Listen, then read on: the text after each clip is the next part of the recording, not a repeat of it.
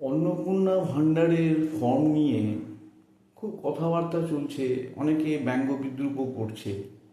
যেমন আজ আমার এক ছোটোবেলার বন্ধু বলল যে অন্নপূর্ণা ভাণ্ডারের যে ফর্মটা, ওটা তো পরমাণু বোমা বানানোর ফর্ম। তুই কি দেখেছিস ফর্মটা? তা আমি ফর্মটা পড়লাম। ফর্ম আমি একটা আনিয়েছি, পোর্টাল, মানে একটা পোর্টাল আর কি, সেটা আমার ওই কাজের মেয়েটির জন্য। কথা হচ্ছে যে এটা করা হয়েছে মূলত গতবার, মানে আগের মন্ত্রিসভায় লক্ষ্মীর ভাণ্ডারের টাকা বহু বাংলাদেশি লোক নিয়ে গিয়েছিল এবং বহু পুরুষ মানুষও সেই লক্ষ্মী ভাণ্ডারের টাকা পেয়েছিল।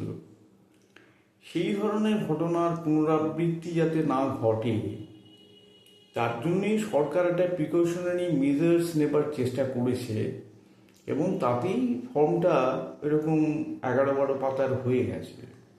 এটা এমন কিছু একটা গরিব কাজ কিন্তু নয়, আমার অন্তত তাই মনে হয়েছে। এছাড়াও সরকার, দিলীপ ঘোষ যেমন বললেন যে এটা আমরা ফর্মটা সরলীকরণ করব, অগ্নিমিত্রা পালও বললেন, এছাড়াও স্বয়ং মুখ্যমন্ত্রীও বললেন যে আমরা ওই ফর্ম ফিল আপ করার জন্য সাহায্য করব এবং আপনারা সবাই টাকা পাবেন। সুতরাং অসুবিধা তো কোথাও কিছু নেই। এটা নিয়ে এত ব্যঙ্গ বিদ্রূপ করার মতো কোনো মানে ব্যঙ্গ বিদ্রূপ করার মতো কোনো কারণ নেই, কোনো সঙ্গত কারণ নেই। আর 1,500-এর জায়গায় যে 3,000 টাকা দেওয়া হচ্ছে, সে ব্যাপারে কিন্তু কেউ কিছু বলছে না। আসলে যে কোনো ব্যাপারকেই পলিটিসাইজ করাটা তো আমাদের একটা স্বভাব, সেই স্বভাবটাই এসে গেছে আর কি।